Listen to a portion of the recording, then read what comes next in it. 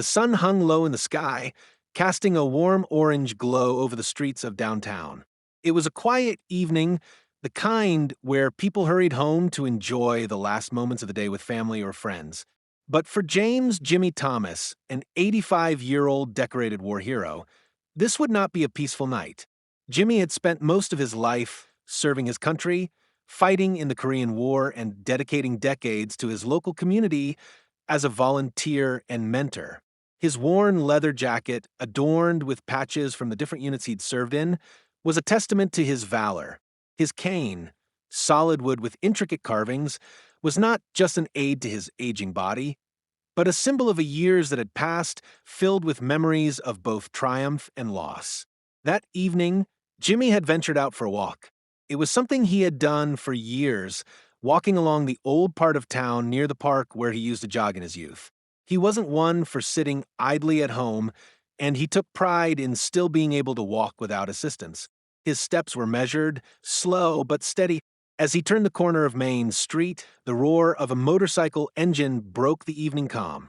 A man, likely in his 30s, sped past him, revving the engine and giving a sharp glance over his shoulder. Jimmy paused, watching the biker with a mixture of curiosity and concern. It wasn't uncommon for riders to zoom down the street, but something about the man's reckless speed unsettled him. The biker slowed down at the end of the block, waiting at a red light. Without thinking, Jimmy adjusted his pace, his instincts telling him to be cautious. It wasn't the first time he'd sensed something off about a stranger on the street, but there was something particularly unsettling about this one. The light turned green, and the biker revved his engine again, but this time he didn't speed away. Instead, he made a sharp U-turn, coming back toward Jimmy.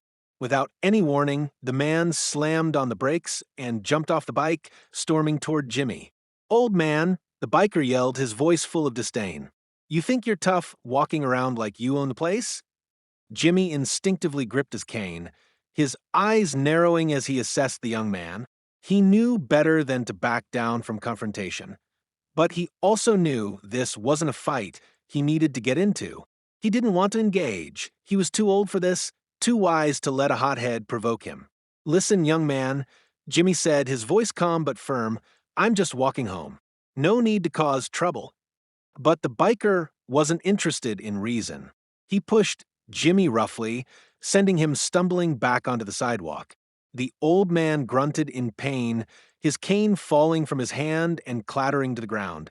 "You don't belong here, old man. Get out of my way." The biker's words were slurred, filled with anger and a sense of entitlement. As the biker advanced, Jimmy could feel his heart racing. He wasn't afraid of the man, but the pain in his knees reminded him that he was no longer the strong soldier he once was. He tried to push himself back to his feet, but before he could do so, the biker swung a fist. The blow landed squarely across Jimmy's face, sending him crashing to the pavement.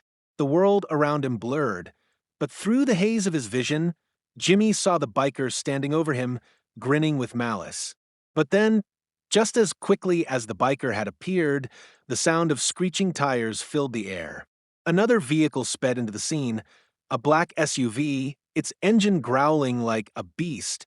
The door of the SUV flung open, and a man in a tactical vest jumped out, his movements swift and precise. It was a moment of recognition. Jimmy's son, Michael Thomas, stood tall and imposing, his military training evident in his demeanor. A former special operations officer, Michael had served multiple tours overseas, and he was known for his no-nonsense approach to everything. When the authorities had told him his father had been attacked, he didn't hesitate. Within moments, he had called in reinforcements, a team of highly trained operatives ready to respond to any threat. "Step away from my father." Michael's voice was low but authoritative, his eyes cold with fury. He was joined by 3 more operatives, each dressed in black tactical gear. They moved swiftly, surrounding the biker, who had frozen in fear at the sight of Michael's team. "You don't know who you're messing with," the biker stammered, his bravado evaporating in the face of real power. He took a step back, but one of Michael's men quickly restrained him, pulling his arms behind his back and securing them with cuffs. "Just a second ago, you thought this was some street you could rule. Now, You're going to find out what happens when you mess with the wrong family, Michael said, his voice steady as he approached his father. He knelt beside Jimmy, inspecting the older man's condition. Dad, are you okay?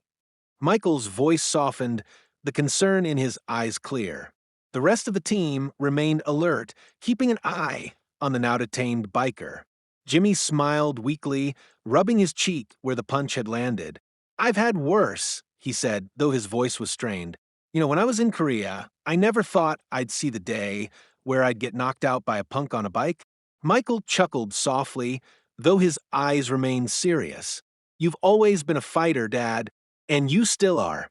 But next time, maybe let me handle it. Jimmy shook his head, the old fire still burning in his spirit. Not everyone can be like you, Mike, but thank you. I appreciate the backup. The team had already begun securing the area, ensuring that no other threats were nearby. As one of the operatives called in the authorities, Michael stood, his attention never wavering from the biker.